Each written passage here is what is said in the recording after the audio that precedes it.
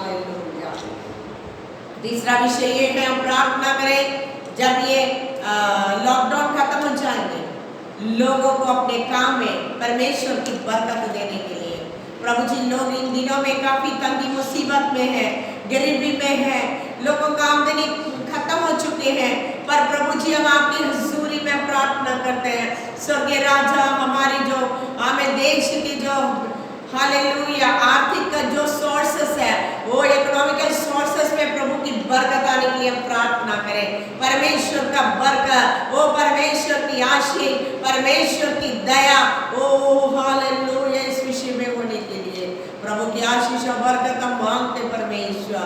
ओ hallelujah, जल्दी से इस हालत में और बदलाव आने के लिए हम प्रार्थना करते हैं, इस हालात में बदलाव देने के लिए हम प्रार्थना करते परमेश्वर, एक सुधार देने के लिए हम प्रार्थना करते हैं। प्रभु जी दया करो, प्रभु जी दया करो।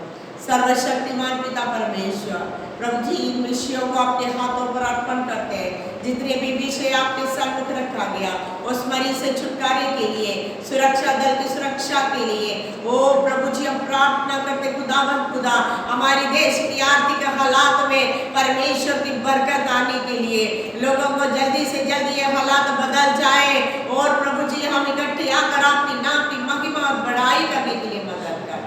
हर एक दुष्ट का कार्य दूर किए जाए, शैतानी युक्तियां यीशु नासरी के नाम से दूर कर देते हैं। पवित्र आत्मा दया कर, कृपा कर। प्रार्थना यीशु मसीह के पवित्र और चलाने नाम से मांगती हूँ, आमीन। हालेलुया। आइए हम सभी लोग अपने बाइबल को खोलें, बाइबल को खोलें। भजन संहिता 119।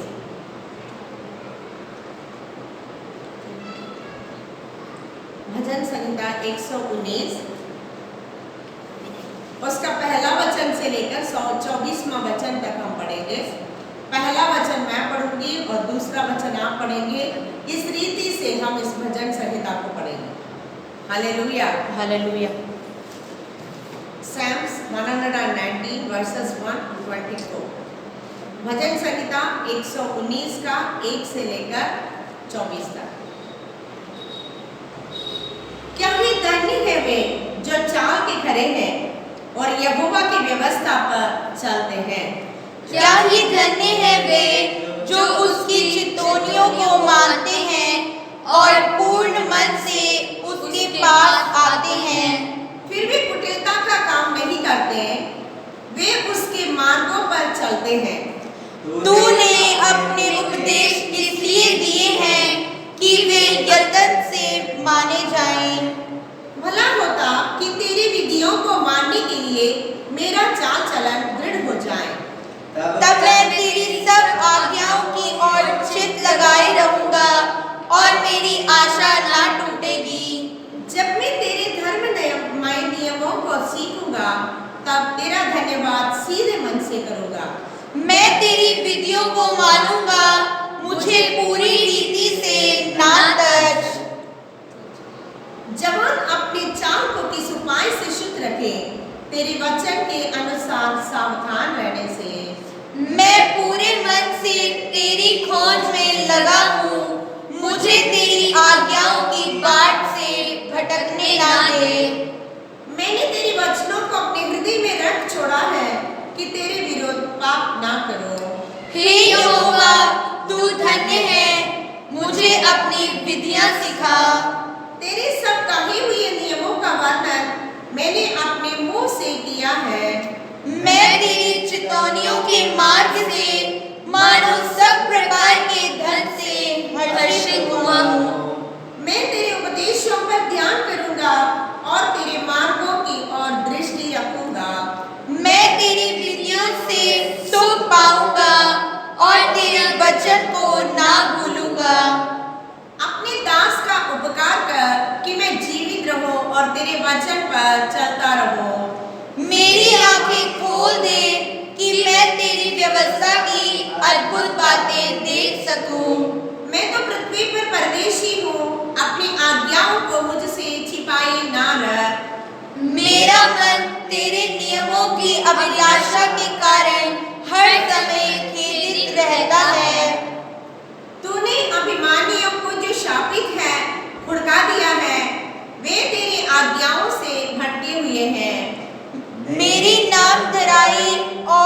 अपमान दूर कर, क्योंकि मैं तेरी चितौनियों को पकड़े हूँ। अगला 2 वचन हम इकट्ठे पढ़ेंगे। हाकिम भी बैठे हुए आपस में तेरे विरुद्ध बातें करते थे, परंतु तेरा दास तेरी विधियों पर ध्यान करता रहा। तेरी चितौनियां मेरा सुख बोल और मेरी मन्नत। परमेश्वर इस वचन के द्वारा आपको आशीष दे। Hallelujah, hallelujah, hallelujah, hallelujah. सभी लोग अपनी जगह पर बैठ जाएं।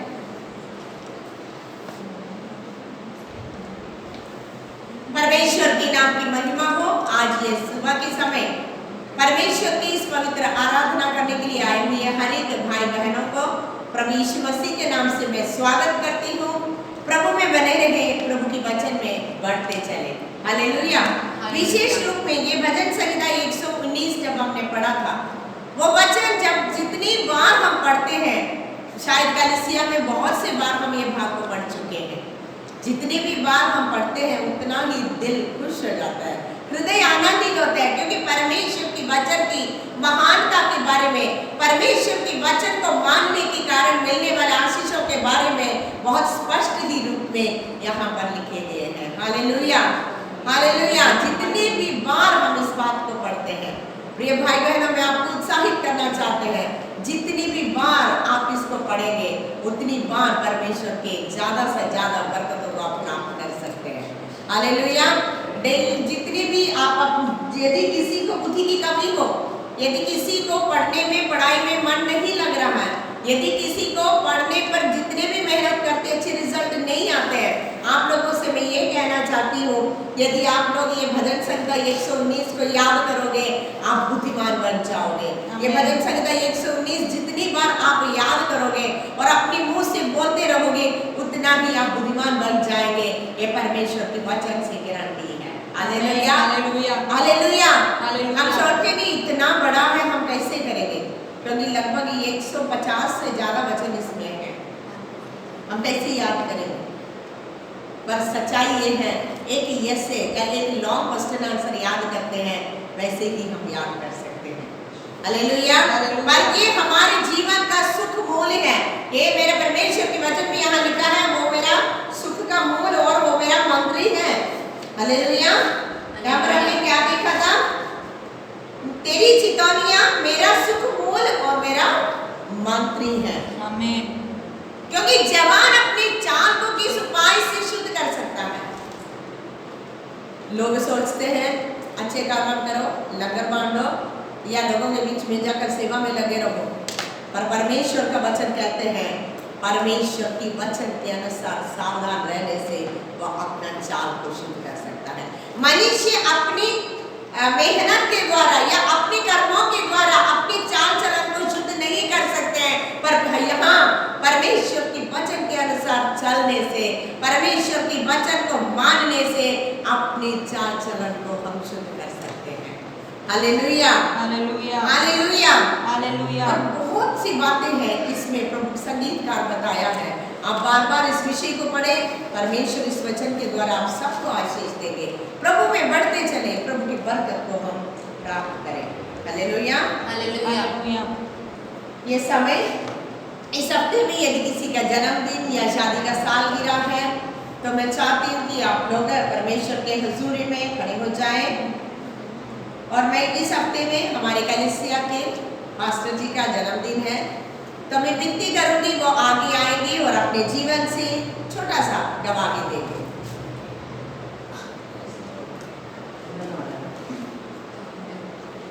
सब जय मसीह की, जय मसीह की। इस समय आप लोग संगरूप में इस खुशी के साथ परमेश्वर को धन्यवाद देने के लिए प्रभु ने एक अवसर दिया। बचपन से लेकर अब तक प्रभु ने मुझे सुरक्षा किया। प्रभु का योजना था मैं यहाँ पर लुधियाना में आऊँ और परमेश्वर की वचन को प्रचार करूँ, कलीसिया स्थापना करूँ। लेकिन मेरे बचपन में मुझे ये बात नहीं मालूम था, लेकिन जब जवानी में प्रवेश किया तो प्रभु के दासी दासों के द्वारा कई बार मैं ऐसी आवाज़ सुना, तुझे मैंने बुलाया है, तुझे मैंने चुना है मेरे काम के लिए। और अंत में अपने आप को परमेश्वर की सेवकाई के लिए करीब 1990 में मैंने अपना जीवन को समर्पण किया। उसके बाद परमेश्वर के वचन पढ़ने के लिए मैं बेंगलुरु में सदर्न एशिया बाइबल कॉलेज में जाकर 4 साल की बाइबल अध्ययन करने के लिए मदद किया। और उसके बाद 1996 में बाइबल कॉलेज पढ़ाई खत्म करके ग्रेजुएशन करने के बाद उसी साल में मेरा मैरिज या विवाह हुआ। 1 साल केरला के तिरुवनंतपुरम में अब एक कलीसिया की पास्टर रहा। उसके बाद 1997 में 1997 में मैं और मेरा पत्नी रजनी हम दोनों मिलकर लुधियाना में आए हैं। उस परमेश्वर की अगुवाई के अनुसार सेवा शुरू करने के लिए आए। जब हम इस एरिया में आए थे तो यहाँ पर कोई ऐसा कलीसिया या प्रभु यीशु को मानने वाले कोई भी नहीं थे। और शून्य से ये स्थान में कलीसिया को बनाने के लिए, सुसमाचार प्रचार करने के लिए, यहाँ की भाषा सीखने के लिए, लुधियाना का मौसम, वातावरण, क्लाइमेट, ये सब कुछ हमें सामना करने के लिए, यहाँ की भोजन के साथ एडजस्ट करने के लिए प्रभु ने मदद किया। 1997 से लेकर 1997 से लेकर आज तक प्रभु हमारे लिए भला था। फैमिली दिया, 2 बेटी दिए, अभी आपने देखा था दोनों बच्चे। हमें आराधना में अगुवाई किया। हम 4 लोग मिलकर इस लुधियाना में परमेश्वर की राज्य को बढ़ा रहा है। और इस हफ्ते में कहने का मतलब ये दिस कमिंग सैटरडे 25 तारीख मेरा बर्थडे है। आपसे विनती है आप सब मेरे लिए प्रार्थना करें। और परमेश्वर अब तक मुझे संभाला है और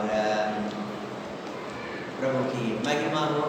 और कलीसिया के और भी कई लोग शायद इसी हफ्ते में किसी का बर्थडे और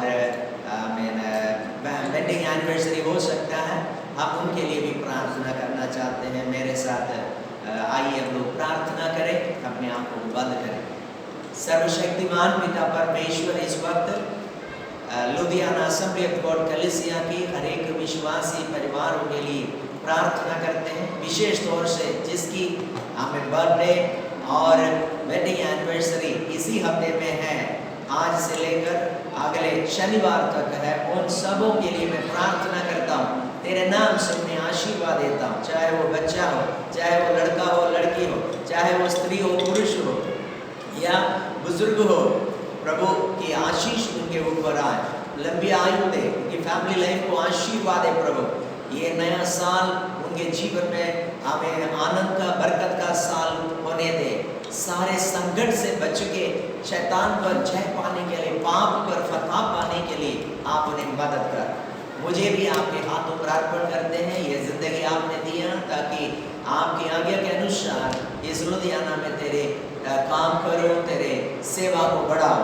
दिया हुआ कलीसिया के लिए धन्यवाद, सारे विश्वासी परिवारों के लिए धन्यवाद और मेरे परिवार के लिए, पत्नी और दोनों बेटियों के लिए भी धन्यवाद। जितना आयु तुम मुझे बढ़ा के देते हैं उतना तेरे महिमा के लिए मैं जी सकूं। मुझे शक्ति और सामर्थ्य दे प्रभु, हर बुराई से, दुष्टों से बचा के रखें। सारा आदर महिमा हम आपको देते हैं। प्रार्थना यीशु मसीह के नाम से मांगते हैं, आमीन। हालेलुया, हालेलुया, आमीन। परमेश्वर की नाम की महिमा हो। और जितने भी लोग इस हफ्ते में बर्थडे सेलिब्रेट कर रहे हैं, एनिवर्सरी कर रहे हैं, प्रभु आप सबको बहुत आयु से आशीष दे। Hallelujah, hallelujah, hallelujah, hallelujah. और इस हफ्ते भी हम लोग इकट्ठे नहीं आ पा रहे, पर मैं इस बात में बहुत खुश हुई एक विषय में, वो ये है हमारे विश्वासी लोग सब अपने आत्मिक मंडल में बढ़ रहे हैं। आमीन। और हर एक लोग आमीन अपने अपने स्थान में रहते हुए परमेश्वर की वचन में, परमेश्वर की ज्ञान में और परमेश्वर की आराधना में आगे बढ़ रहे हैं। विशेष रूप में मैं सच में बहुत आनंदित हूँ क्योंकि हमारे डेली कॉन्फ्रेंस के द्वारा हमारे प्रेयर होते हैं। विश्वासी लोग पूरे परिवार बैठकर बस फैमिली प्रेयर में शामिल होते हुए बहुत आनंदित होते हैं। हालेलुया। हालेलुया। और जितने भी लोग पिछले दिनों में इसमें शामिल नहीं हुआ, आपके लिए सुनहरा मौका है। हमारी चर्च की ग्रुप में उसके बारे में लिंक दिया हुआ है, आप उसमें जाएं। यदि किसी को इस विषय के बारे में नहीं पता, आप प्रभु के दास को कांटेक्ट करें और आपको इसके द्वारा हमारे साथ उस कॉन्फ्रेंस प्रेयर में, फैमिली प्रेयर में शामिल हो सकते हैं। आमीन, हालेलुया। प्रभु आपको आशीष देगी ये समय। अगेन आइए हम सभी लोग अपनी जगह पर खड़े हो जाएं। परमेश्वर की हुजूरी में भेंट और दशमांश अर्पण करने का समय है। आइए हम सभी लोग खड़े हो जाएं और अपने हाथ में भेंट और दशमांश को लें।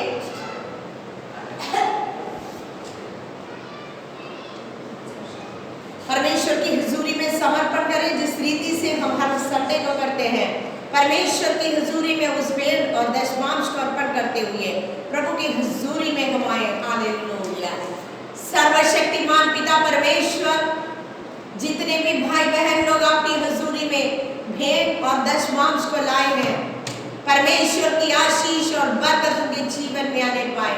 प्रभु जी, उन्होंने अपनी कमाई से, परमेश्वर ने उसकी दी हुई आशीषों में से एक हिस्सा आपकी हुजूरी में लाए हैं। कुछ लोग दशमांश के जरिए और कुछ लोग भेंट के जरिए आपकी हुजूरी में लाए। इस भेंट को आप ग्रहण कर प्रभु जी, आपके नाम की महिमा के लिए, आपकी राज्य की बढ़ोतरी के लिए ये इस्तेमाल किए जाए। हालेलुया। ओ प्रभु जी, जिस तरीके से आपकी आज्ञा है, मैं तेरा सारा दशमांश मेरे भंडार में ले आओ। प्रभु, इस तरीके से जितने भी लोग उसको आमीन प्रभु की हुजूरी में समर्पण करते हैं, प्रभु उनके जीवनों में आशीष दे। ये समय हम प्रार्थना करते हैं, किसी के पास देने के लिए नहीं है, तो परमेश्वर की दया उनके ऊपर होने पाए, ताकि उनके जीवनों में उस तरीके से बरकत आए, ताकि वो परमेश्वर की राज्य की महिमा के लिए देने वाले बन जाए। परमेश्वर प्रभु जी, आपकी दया के लिए, आपकी कृपा के लिए, आपकी बरकत के लिए हम आपको धन्यवाद करते हैं। प्रार्थना यीशु मसीह के पवित्र और जलाली नाम से मांगती हूँ, आमीन। हालेलुया। हालेलुया। आइए हम गीत गाएंगे परमेश्वर के नाम की महिमा के लिए। रिया और रेचल आगे आएंगे और परमेश्वर के हजूरी में गीत गाकर परमेश्वर की आराधना करेंगे। ये समय भेंट और दशमांश अर्पण करने का समय है।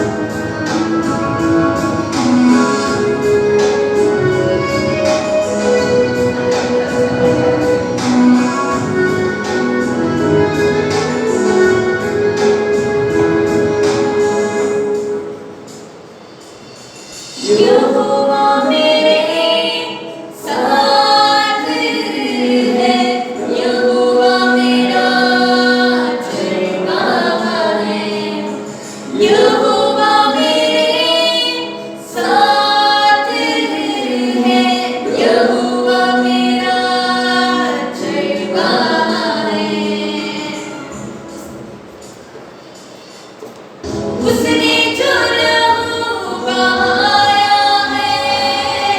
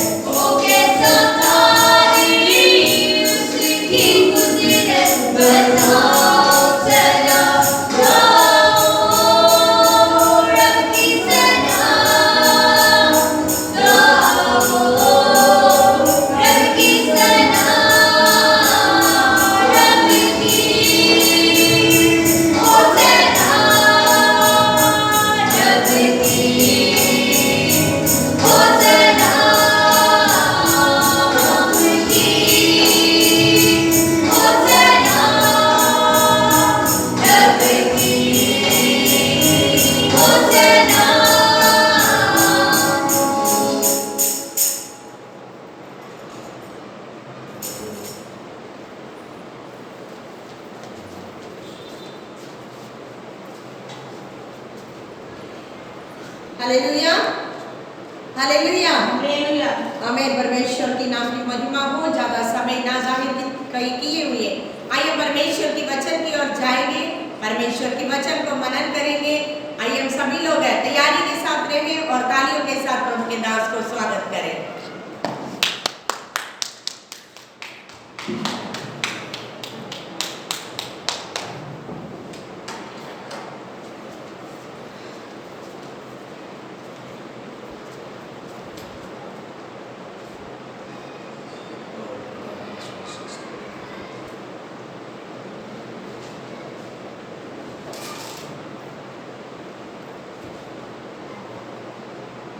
परमेश्वर की पवित्र नाम की स्तुति करते हुए एक और बार आप लोगों के सामने इस जीवित में परमेश्वर की वचन को लेकर आने के लिए प्रभु ने मुझे अवसर दिया, इसलिए मैं प्रभु को धन्यवाद करता हूँ।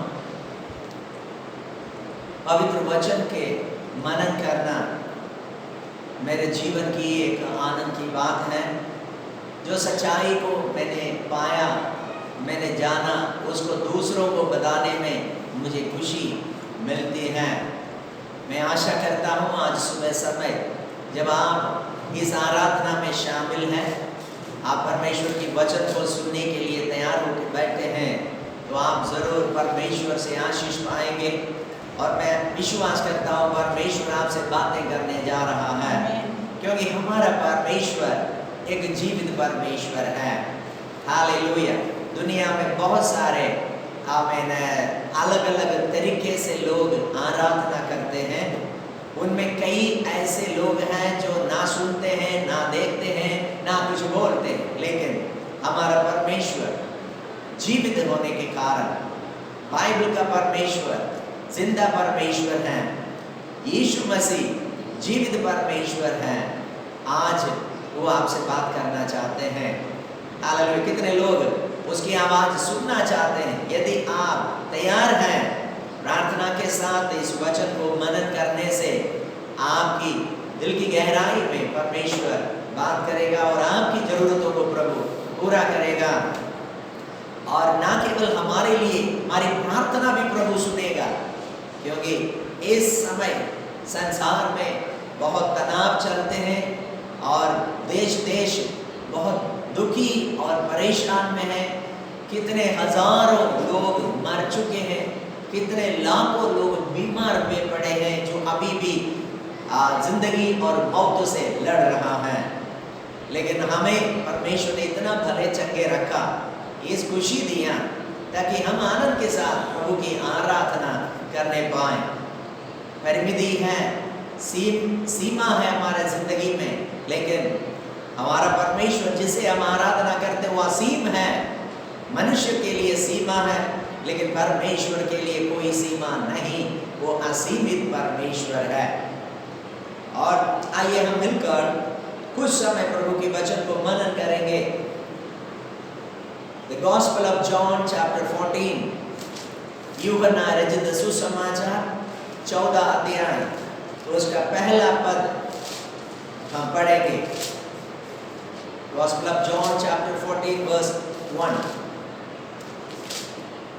तुम्हारा मन व्याकुल ना हो, परमेश्वर पर विश्वास रखो और मुझ पर भी विश्वास रखो। एक बहुत तसल्ली और शांति देने वाला वचन है। प्रभु यीशु मसीह के द्वारा कहे हुए एक वचन है।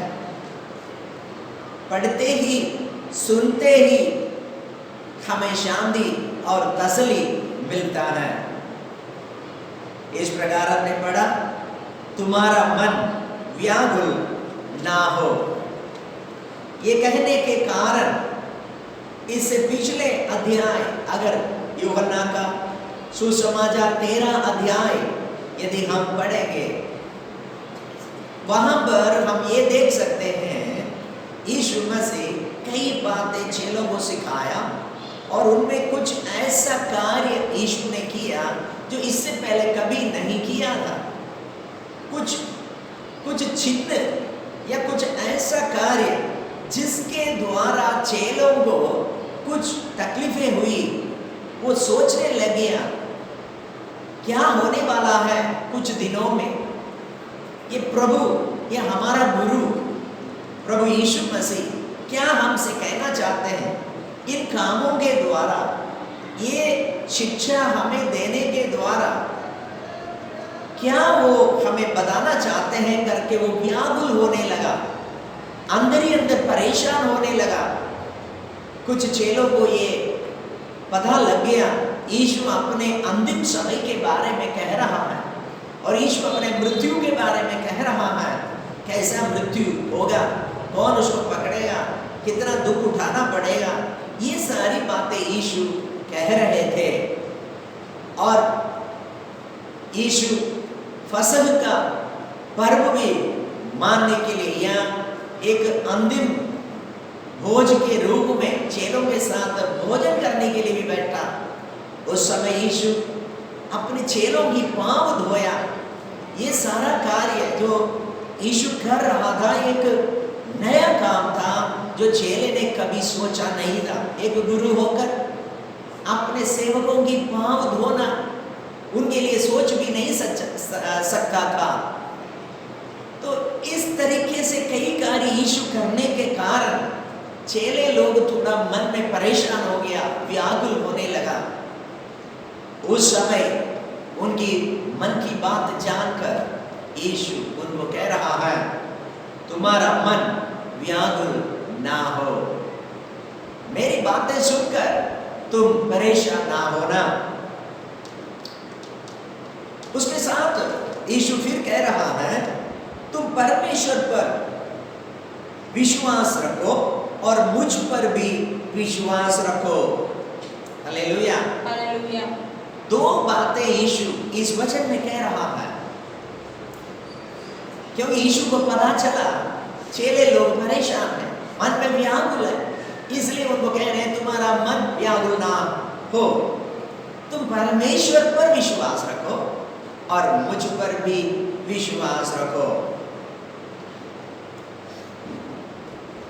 यीशु मसीह इस वचन कहते हुए अपने चेलों को तसल्ली दे रहा है, तुम्हारा मन व्याकुल ना हो। एक तसल्ली की बात है, आश्वासन की बात है। लेकिन यहाँ पर यीशु कह रहा है तुम्हें वो तसल्ली और वो शांति तब मिलेगा जब तुम परमेश्वर पर विश्वास रखोगे। उसके साथ साथ यीशु मसीह पर भी विश्वास रखना है। इसके लिए हमें ये जानना अवश्य है कि इसके बारे में यीशु मसीह बातें कर रहा है। हाँ, परमेश्वर पर विश्वास रखने के लिए कह रहा है। अब हमें ये जानना अवश्य है वो परमेश्वर है कौन है। प्रियो, आज इस संसार में लोग बहुत सारे ईश्वरों को मानते हैं, अलग अलग प्रकार के ईश्वर पाए जाते हैं। आप भी जानते हैं कितने प्रकार के ईश्वर हैं। कई ईश्वर अजीब सा दिखते हैं, कुछ सुंदर भी दिखते हैं, लेकिन ये सब मानव जाति में ही है और कुछ जीव जंतु में है, कि कुछ हमें कुछ बाकी हमें पेड़ पौधों में पाया जाते हैं। इन सब को मनुष्य भगवान की दर्जा दिया हुआ है। अब यहाँ पर यीशु मसीह अपने चेलों से कह रहे हैं, जब मन परेशान हुआ तब उनसे कह रहा है तुम्हारा मन व्याकुल न होने के लिए तुम्हें परमेश्वर पर विश्वास रखना है। अब हमारे ऊपर है हम ये जाने कौन सा परमेश्वर है जिस पर हम विश्वास रखने से हमें तसल्ली मिलेगा और शांति मिलेगा और हमारे मन की परेशानी, जिंदगी की समस्या दूर हो जाएगा। यही जानना अवश्य है। Glory to God, hallelujah. और अब बाइबल के अनुसार परमेश्वर कौन है?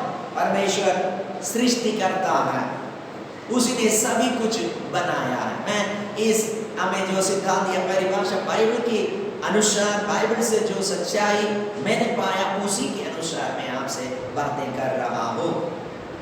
तो God is the creator of everything. He created heaven and earth. परमेश्वर आमीन सबका सृष्टि करता है। उसने आकाश और पृथ्वी को बनाया। परमेश्वर वो है जिसने आकाश और पृथ्वी बनाया और मानव जाति को बनाया।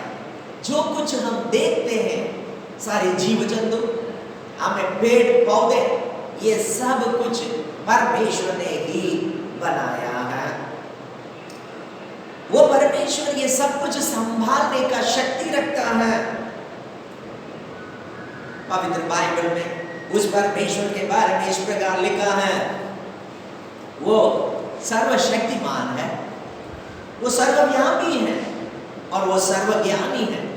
इससे बढ़कर कोई हमें डेफिनेशन या परिभाषा हम परमेश्वर के लिए नहीं दे सकता है। इसी में सब कुछ शामिल है। सर्वशक्तिमान, इसका मतलब ऐसा कोई काम नहीं जो वो कर नहीं सकता है और ऐसा कोई और व्यक्ति नहीं इससे बड़े ताकतवर हैं। ये है सर्वशक्तिमान की बात। दूसरी बात, सर्वव्यापी, हर जगह में उसकी उपस्थिति है। कोई ऐसा जगह नहीं वो जानते ही नहीं। अगर इस पृथ्वी के कई ऐसे ईश्वरों के बारे में अगर आप देखोगे, पढ़ोगे, तो आपको पता चलेगा जिस गांव में उसका जन्म हुआ उसी गांव में ही, शायद उसी शहर में ही उसका पालन पोषण हुआ और मृत्यु भी हो गया। बस उसी गांव के लोग ही उसको जानते हैं। उसके उधर से कुछ और दूर जाए या कोई दूसरे राज्य में जाए, कोई दूसरे देश में जाए, वहां पर कोई नहीं जानता है वो है कौन है। सिर्फ उसी गांव के रहने वाले लोग उस व्यक्ति के बारे में जानते हैं। लेकिन जो परमेश्वर है ऐसा नहीं। ये परमेश्वर सर्वव्यापी है। हर गांव में उसको खोजने वालों को वो मिलता है। हर एरिया में, हर पहाड़ में, हर गांव में उसकी हाथों की कार्य को हम देख सकता है। चाहे आप कोई भी गांव में चले जाएं, कोई भी देश में या कोई पहाड़ी एरिया में, कोई समुद्र में, कहीं पर भी चले जाएं, जो आप देख रहा है उसी का मालिक है वो परमेश्वर, जिसको हम परमेश्वर कहता है, जिसको हम सर्वव्यापी आमीन कह रहा है। हालेलुया। इसलिए पवित्र बाइबल में एक धर्मी व्यक्ति जिसने भजन संगीता लिखा, वो कहता है, मैं परमेश्वर की हजूरी को छोड़कर मैं कहाँ जाऊं, मैं कहाँ भागूं। कहीं पर भी मैं जाए वहां उसकी उपस्थिति पाए जाते हैं। इसलिए हमें जानना अवश्य है परमेश्वर सर्वव्यापी परमेश्वर है। आप किसी भी कोने में बैठकर ये आवाज सुनते हो, आपके पास परमेश्वर की उपस्थिति है और परमेश्वर आपको जानता है, परमेश्वर आपको देख रहा है।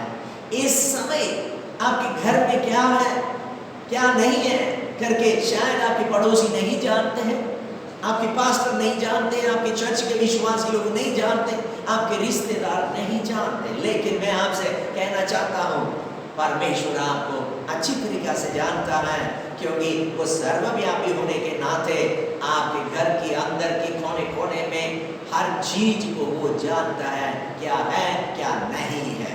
हालेलुया। हमें चिंता करने की जरूरत नहीं है। वही परमेश्वर हमसे कहता है, तुम्हारा मन व्याकुल ना होना। मैं उस परमेश्वर के बारे में बातें कर रहा हूँ। Glory to God. हालेलुया। और मैंने बोला परमेश्वर सर्वशक्तिमान है, वो सब कुछ कर सकता है और सर्वव्यापी है, सारे जगह में उसकी उपस्थिति है। तीसरी बात मैं ये बोलना चाहता हूँ, परमेश्वर सर्वज्ञानी है, वो सब कुछ जानता है। ज्ञान, इस दुनिया में बहुत सारे ज्ञानी लोगों को हम जानते हैं, बहुत अच्छे हमें ज्ञानी लोग हैं, लेकिन जो परमेश्वर है उस ज्ञानियों का ज्ञानी है। इस ज्ञानियों को जो ज्ञान दिया है वो है परमेश्वर। इसका मतलब ज्ञानियों का स्रोत है, the source of the wisdom। Hallelujah. ज्ञान का स्रोत जहां से लोगों को ज्ञान मिलता है। अगर इस दुनिया में हम बोलेंगे कोई ये व्यक्ति बहुत बुद्धिमान है या बुद्धिजीवी है या ज्ञानी है, तो आपको उस समय समझना है इस व्यक्ति को ये बुद्धि या ज्ञान दिया हुआ एक और व्यक्ति है जिसे हम परमेश्वर कहता है। Hallelujah, glory to God. पवित्र बाइबल में एक व्यक्ति को ज्ञानी माना गया, शायद वो दुनिया में भी सबसे बड़ा ज्ञानी था, जिसका नाम है सुलेमान। वो सुलेमान छोटे उम्र में उनको राजा बनने का मौका मिला, राजा बन गया। उसने परमेश्वर को खुश किया, एक अच्छा बलि चढ़ाया, अच्छी आराधना किया बलि चढ़ाकर, जिसमें परमेश्वर खुश हो गया। बहुत धन उसमें इस्तेमाल किया, बहुत खर्च किया प्रभु की आराधना के लिए, भेंट चढ़ाने के लिए, बलि के लिए। तो इतना खर्च करके जीवित परमेश्वर को आराधना करने के कारण परमेश्वर खुश हो गया इसकी आराधना में। और परमेश्वर रात को दर्शन में आकर सुलेमान से पूछा, तू क्या चाहता है मैं तेरे लिए करूं, जो तू मांगेगा वो तुम्हें मिलेगा। सुलेमान धन दौलत या कुछ और चीजें परमेश्वर से नहीं मांगा, परमेश्वर से एक चीज मांगा। उसने ये कहा, इतने बड़े जाति को, इतने बड़े प्रजा के ऊपर तूने मुझे नेता बनाया या राजा बनाया, नियुक्त किया। मैं चाहता हूं तेरे लोगों को अगुवाई करने का बुद्धि या ज्ञान मुझे दिया जाए। ये बात सुनकर परमेश्वर इतना खुश हो गया, क्योंकि यदि कोई और व्यक्ति हो